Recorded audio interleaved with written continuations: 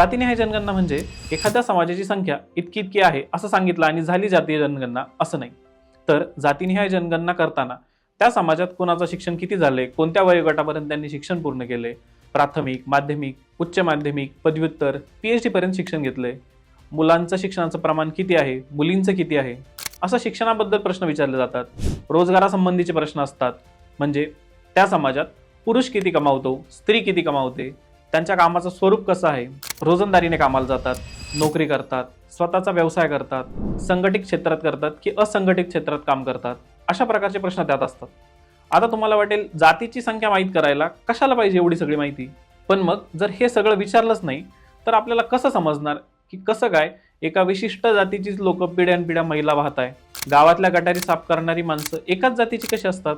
तुमच्या घराच्या बाजूला एखादं जनावर मेलं तर तुमचे वडील एका विशिष्ट जातीच्या काकांनाच का बोलवतात. या सगळ्या प्रश्नांची उत्तरं जातीय जनगणनेतूनच मिळतात.